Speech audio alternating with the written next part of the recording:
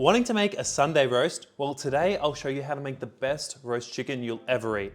Crispy skin, juicy meat, and great flavor all the way through.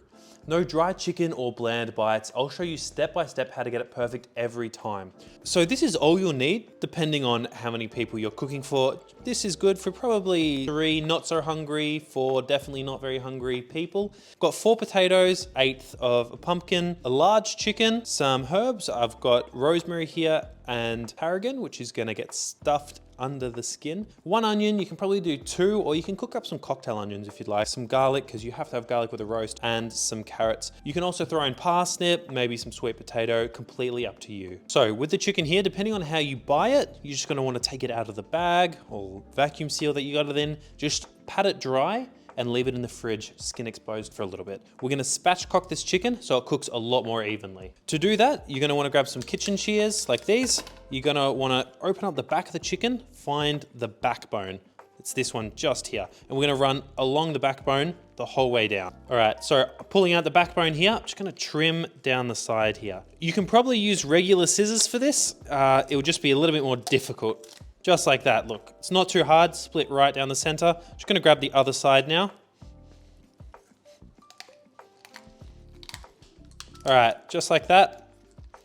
Got that backbone. You can throw that in the freezer if you want to make some stock. Pull off the extra fat off from the sides, around the bottom here. We can trim that off in a bit, flip it over, and we're gonna wanna crack up here. And there we go. Spatchcocked chicken, ready for roasting. Next step for this bird is just to pat it dry. We want as much moisture off as we can for roasting. Get in the armpits. All right, so we're just gonna put some salt on the outside, just a little bit, rub it in to help draw out that moisture while it's in the fridge, and we'll get started on the vegetables so we're wasting no time. So with clean hands, we're gonna prep our veg. For the potatoes and the pumpkin, we're gonna parboil them first so they can roast quicker. I'm a big fan of peeling veg. You don't have to if you don't want to. So I've got my potatoes here. I'm quite particular about the way I like them cut. I do like large roast potatoes. Some might call this too big. I reckon this is a perfect size. If your potato's a little bit larger, I cut it in a third like that, and then I'll just cut that 2/3 in half. Like this, just so we get them all roughly the same size. It's a big potato. I'm not gonna use all this pumpkin, just gonna use a little bit. Slice off the not so nice edges. Scoop out the little guts. Now, once again, you can use whatever you want vegetable wise in your roast. These are just what I happen to have on hand and what I like in them. So just about that size. Once again, we'll try and make these as even as we can, just so they cook at the same time. I reckon that'll be enough pumpkin.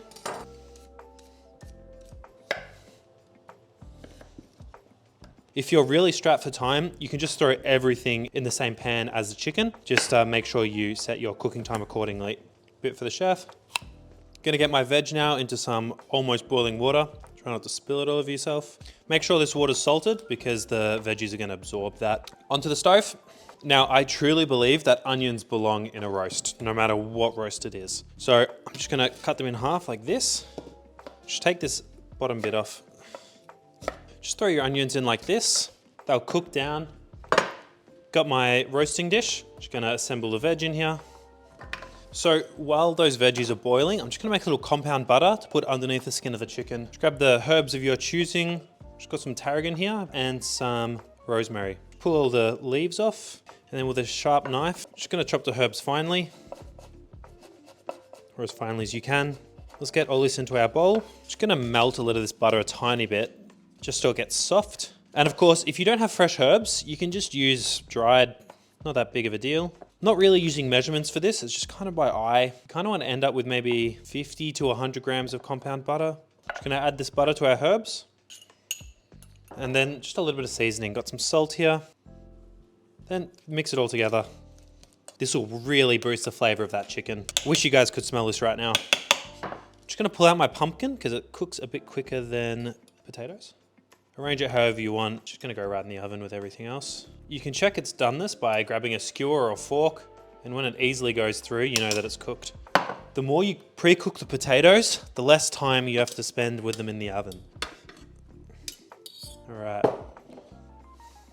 Let's spread them out, get them to have as much space as they can. See how these are breaking off, craggling around the edges. That's gonna just crisp up so nicely. Got a garlic clove here. Just gonna add this one in. Gonna chop the bottom off. Gonna pop it just in the corner here. And we'll dress this. Now look at some salt on top of this. Good bit of seasoning. A few sprigs of rosemary that I pulled out of the garden earlier. Rosemary and potatoes, just a match made in heaven.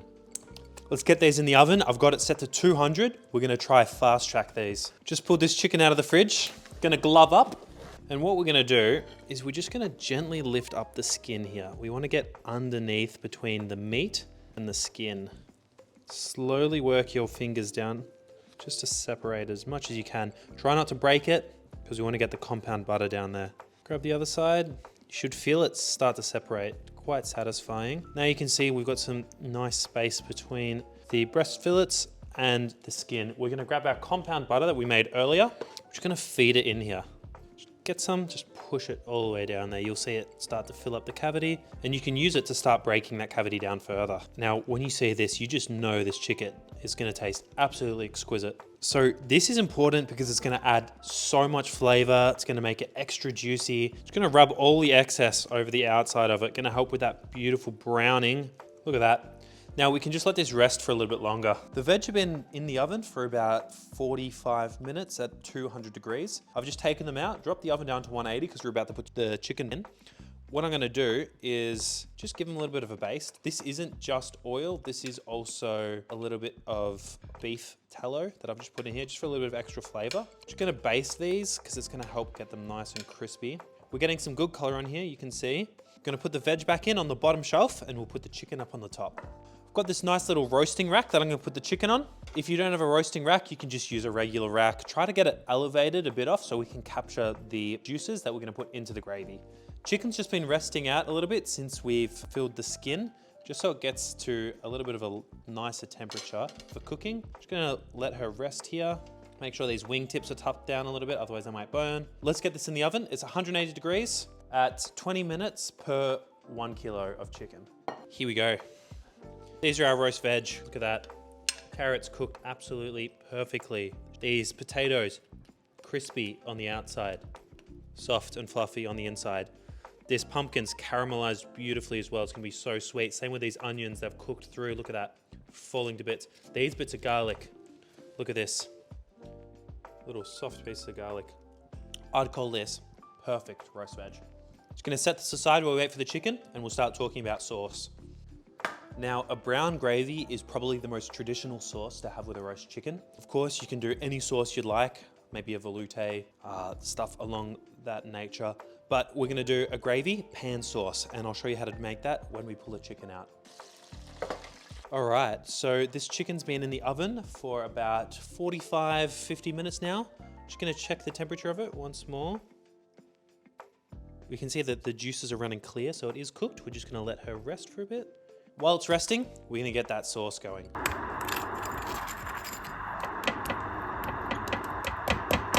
So I'm just gonna transfer the chicken to a plate here where it can rest, and we're gonna get all these sauces into the gravy pot. That's all the chicken juice down there. I'm gonna pour this right into a saucepan. Get all these little golden bits. Just gonna wrap this bird, keep the temperature in.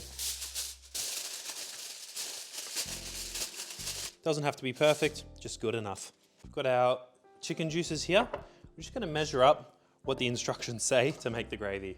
All right, I've just let it heat up just to boiling, taking it off. I'm just whisking to combine.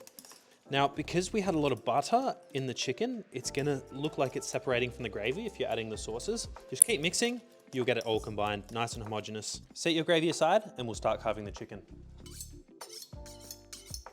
Here is our beautiful roast chicken. What I'm gonna do is cut off the legs and thighs, then separate both breasts, and then we'll plate them up. Here is our broken down chicken. Drumsticks, thighs, breasts, wings. Just gonna carve up one of these and we'll plate. All right, we'll serve up with a chicken breast, some roast potatoes in the center, a piece of our roasted pumpkin, some carrots.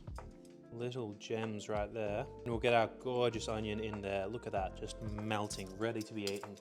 That's it, the best roast chicken you'll ever make. Simple, flavorful, and done right. If you found this helpful, please give this video a like, subscribe to the channel, and drop any roast chicken questions down below. Thanks for watching me cook.